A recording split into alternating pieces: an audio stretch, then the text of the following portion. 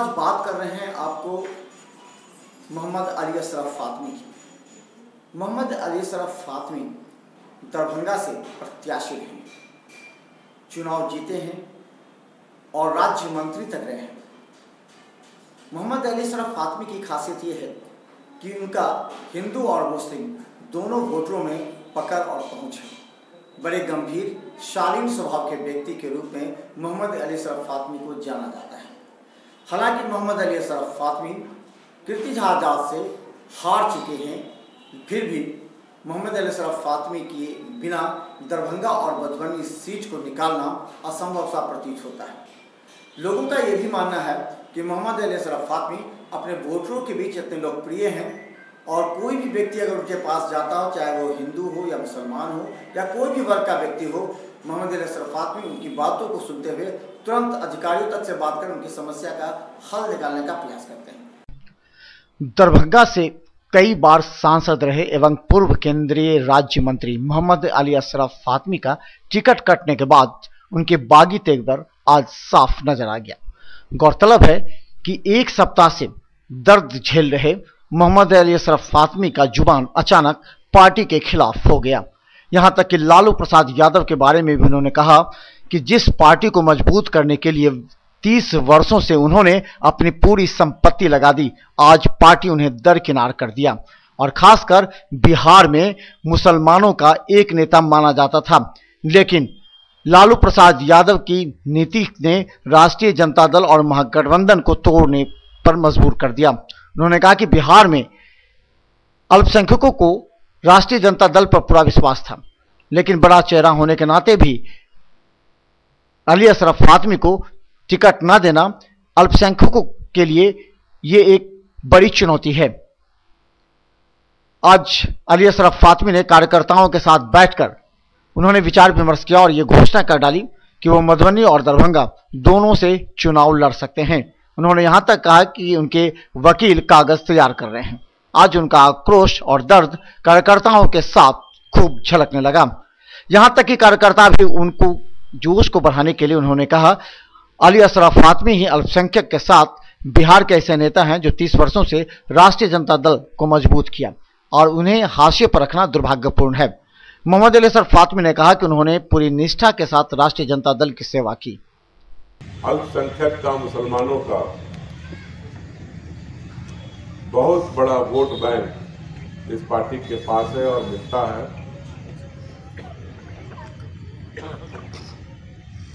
और उस अल्पसंख्यक में, मुसलमान में मैं समझता हूं कि मैं सबसे बड़ा चेहरा बिहार के अंदर हूं।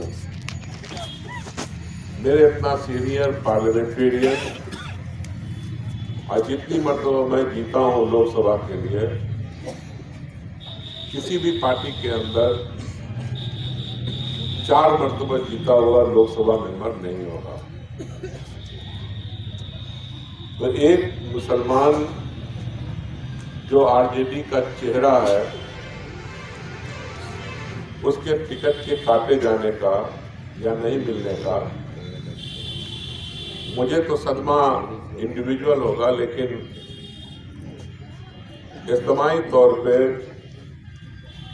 जो मुसलमान हैं बिहार के, खास तौर से जो वोटर हैं गठबंधन के और पार्टी के, उनको बहुत अफसोस है। उनमें भी मेरा बहुत इंटरेस्ट रहता,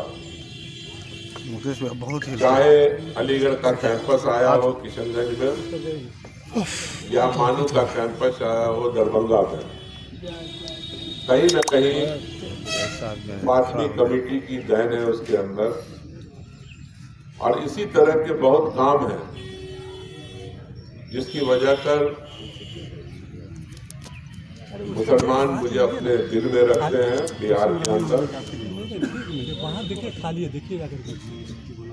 तो सभी शॉक्ड हैं, पार्टी के वर्कर शॉक्ड हैं, पार्टी के लीडर्स जो हैं जनरल वो शॉक्ड हैं कि आखिर इतने बड़े बड़े नाम जगह उधर भी जाए ना भाई, जो पार्टी के अंदर मुख्तलिफ जगहों से उनका टिकट कटा है, चाहे मंगनीलाल मंडल जी हो, चाहे सीताराम यादव जी हो, चाहे श्रीमती कांति सिंह हो, या मेरा नाम कटा है, इससे आम वर्कर, आम कार्यकर्ता बहुत तकलीफ में है। आज मोहम्मद अली असरफ फातमी संकट के दौर से गुजर रहे हैं। लालू प्रसाद यादव के नजदीकी और उनके हनुमान कहने जाने वाले भोला यादव का जो अभी विधायक है, उनका क्षेत्र मोहम्मद अली असरफ फातमी के क्षेत्र में ही पड़ता है और भोला यादव और मोहम्मद अली असरफ फातमी के बीच में बेहतर और गहरे रिलेशन हैं और इसी आधार पर लालू प्रसाद यादव ने मोहम्मद अली असरफ फातमी को 3 माह पूर्व ही मधुबनी में कार्य करने के लिए कह दिया था कि मधुबनी में कार्य करें क्योंकि वहीं से आपको टिकट मिलेगा। और मोहम्मद अली असरफ फातमी और अब्दुल बारी सिद्दीकी के बीच 3 माह पूर्व ही बात हो गई थी और ये दोनों के बीच चाहे मजाक में कहें या फिर गंभीरता से दोनों ने एक दूसरे की सीट बदलने की आपस में ही बात कर ली। कार्यकर्ताओं के साथ अपने विचार रखने के बाद जब मीडिया के समक्ष आए तो उन्होंने पार्टी के साथ ईमानदारी से किए गए कार्यों को भी खोलकर रख दिया। उन्होंने कहा कि राष्ट्रीय जनता दल को मजबूत करने के लिए उन्होंने अपनी संपत्ति लगाई और एक रैली में 56 लाख रुपए तक लिए, जिसमें 43 लाख रुपए डॉक्टर फिराज फातमी के द्वारा दिया गया था, जिसे हम आज तक चुका भी नहीं पाए। उन्होंने कहा कि 73,000 रुपया ऑन रिकॉर्ड भी है। उन्होंने कहा कि जिस रैली को सफल बनाने के लिए और पूरे मुस्लिम वोट बैंक पर एक पकड़ बनाने के लिए उन्होंने लगातार कार्य किया, आज राष्ट्रीय जनता दल ने सभी अल्पसंख्यकों को सदमा में डाल दिया। मोहम्मद अली असरफ फातमी ने कहा कि राष्ट्रीय जनता दल में अल्पसंख्यकों का विश्वास था, जिसे अब तोड़ा गया है। और उस रैली में तकरीबन 56 लाख रुपए खर्च आए, कुछ दोस्तों का सहयोग और 38 लाख रुपया फराज का लगा। और मैंने उससे वादा किया, मैं कहीं कहीं से कोई वादा किया था मैं दूंगा तुम्हें, आज तक नहीं दे पाया। 73,000 रुपया तो रिकॉर्ड की चीज है, उसका हर महीने उसकी सैलरी से कटता और इसकी अदायगी वहां से भी मेरा स्कूल भी नहीं बन पाया। तो हम लोग इस तरह से पार्टी के लिए समर्पित हैं, अपनी जमीन बेच करके भी पार्टी को जिंदा रखते हैं दरभंगा के। और अगर उसके साथ ये जो कुछ हुआ है अगर होगा तो उससे दरभंगा के कार्यकर्ता, दरभंगा के सारे हमारे नेता और पूरे बिहार के मुसलमान को बहुत सदमा होगा। इसलिए कि कहीं न कहीं 30 साल से मैं इन सब का एक चेहरा हूं। पार्टी मुझे नकार सकती है लेकिन मेरी कौम मुझे नहीं नकार सकती। राजनीति एक दिन की चीज नहीं है, लेकिन मैं अपने कार्यकर्ता से और अपने साथियों से मैं वादा करता हूं कि मैं लगातार आपके साथ काम करूंगा। इसके पीछे कारण ये था कि अब्दुल बारी सिद्दीकी अलीनगर से विधायक हैं और एक विधानसभा क्षेत्र पर वो खुद उनका अपना प्रभाव है, पकड़ है। तो मोहम्मद अली असरफ फातमी को मधुबनी शिफ्ट करने का यह था कि उनके पुत्र डॉक्टर फिराज फातमी क्वेटी से विधायक हैं, एक अच्छे वर्ग का उनका पकड़ भी है। तो इस तरह से दोनों ने आपस में ही सीट को तय कर लिया था और ये माना जा रहा था कि मोहम्मद अली असरफ फातमी मधुबनी से चुनाव लड़ेंगे और अब्दुल बारी सिद्दीकी दरभंगा से। और इस बात को लेकर के लालू प्रसाद यादव ने भी रजामंदी दे दी थी। 3 माह से मोहम्मद अली असरफ फातमी हरलाखी, बेनीपट्टी के अलावा अगर कहें तो जाले, केवटी, इन सब जगह मोहम्मद अली असरफ फातमी कार्य कर रहे थे और बहुत खुश भी नजर आ रहे थे। उसके राह क्या होंगे, रास्ते क्या होंगे, उसको मैं तय करूंगा आगे।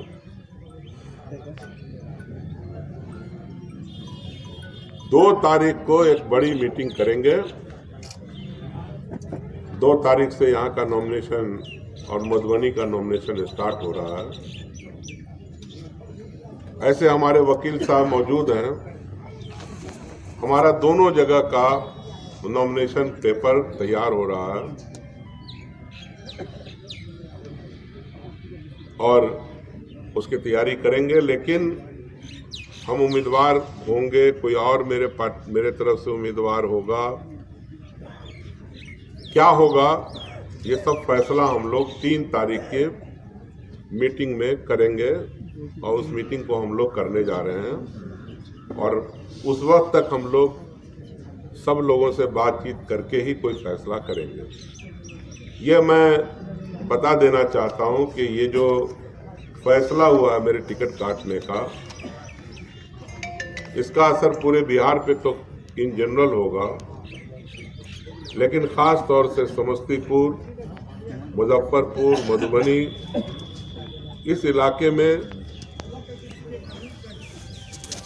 जो तकरीबन और 3 दिन पहले तक मोहम्मद अली असरफ फातमी ने मिथिला मंच न्यूज से बात कर काफी जॉलीवुड में बात किया, लेकिन फिर एक दिन पहले से क्या कुछ हो गया जो मोहम्मद अली असरफ फातमी को तनाव लिया है। मोहम्मद अली असरफ फातमी अपने टिकट के प्रति आश्वस्त उन्हें लगता था कि लालू प्रसाद यादव के द्वारा हरी झंडी मिलने के बाद वो काम कर रहे हैं, उन्हें टिकट मिलेगा, लेकिन तेजस्वी यादव के बेहद नजदीक अचानक आए मुकेश सहनी ने मधुबनी से अपनी उम्मीदवारी ठोक दी।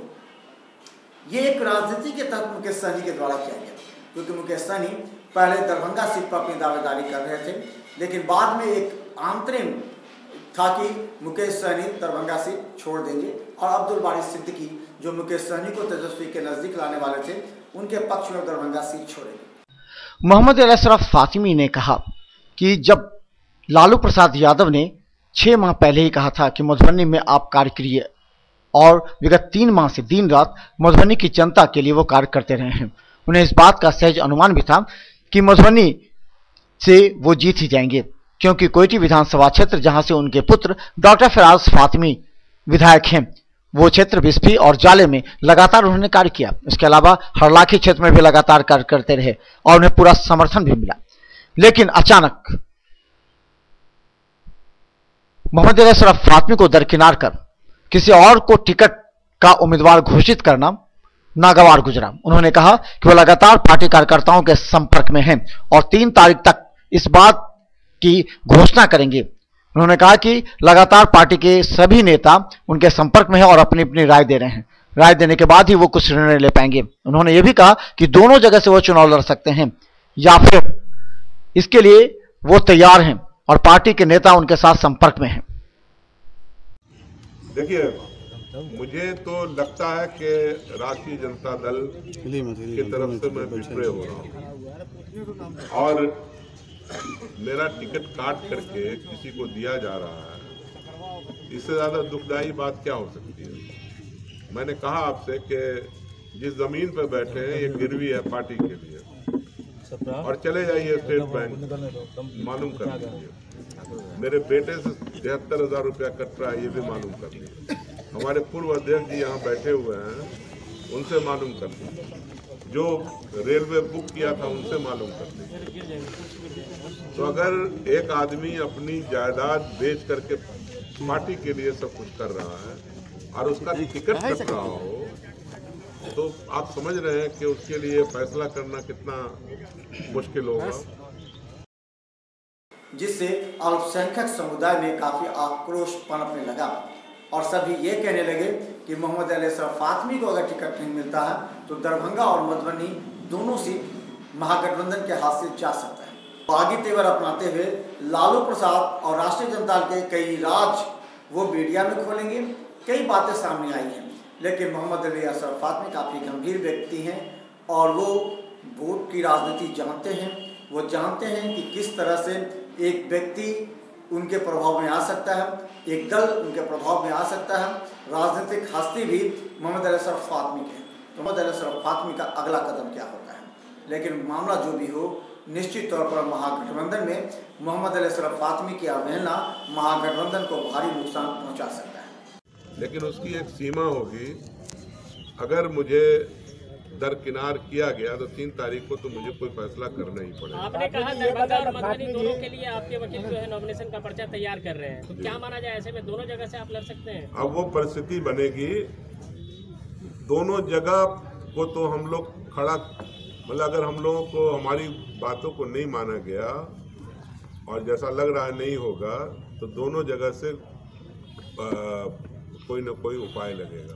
कुछ तो मनसा बनाएगा ना कि इस पार्टी से चुनाव लड़ना बिल्कुल तय है ना, हर हाल में चुनाव लड़ेंगे। मैं बिहार पे कुछ भी नहीं कर सकता। मैं आहत हूँ, मैं परेशान हूँ, और मेरे जो साथी हैं जो मेरे अंदर विश्वास रखते हैं वो परेशान हैं।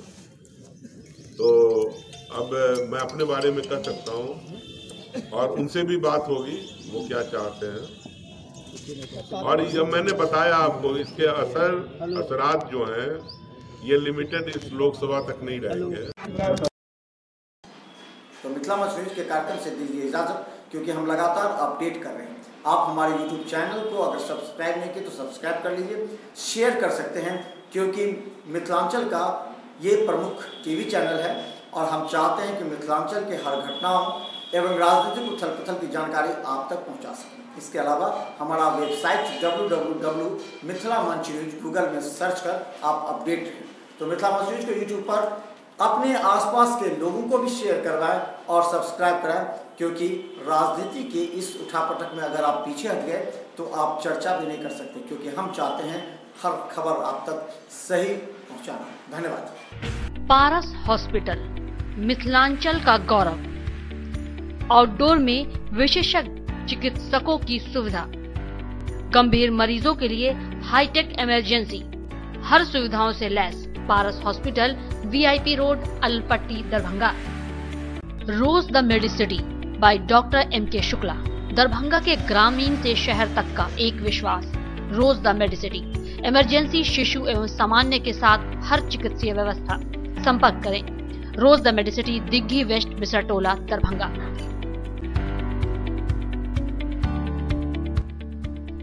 SM रेजेंसी, AC, वाईफाई एवं आधुनिक सुविधा से सुसज्जित हर एक कक्ष। न्यू A1 रिटेलर्स, जहां किचन होल्ड सहित हर घरेलू सामान सस्ते दर पर गुणवत्ता के साथ उपलब्ध। रसराज स्वीट्स एंड बेकरी, स्वादिष्ट मिठाइयां सहित बेकरी के कई आइटम उपलब्ध। वर्षों से खरा, आपकी संतुष्टि हमारा।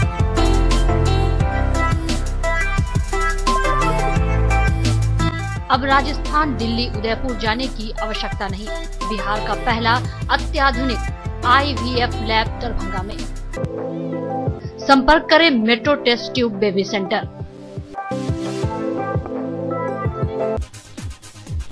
Manners Public School, Dilawarpur, Darbhanga. Affiliated to CBSE अब 10+2, न्यू दिल्ली। CBSE नई दिल्ली से 10+2 स्तर तक मान्यता प्राप्त एक Adarsh Vidyalaya. School facilities, class nursery से 12वीं तक को एजुकेशन स्कूल, स्मार्ट क्लासेस की व्यवस्था, कंप्यूटर लैब, छात्रों के लिए आरामदेह हॉस्टल की सुविधा, पुस्तकों से भरपूर लाइब्रेरी, कई प्रकार के खेलकूद की उत्तम व्यवस्था, अनुभवी, ट्रेंड एवं योग्य शिक्षक।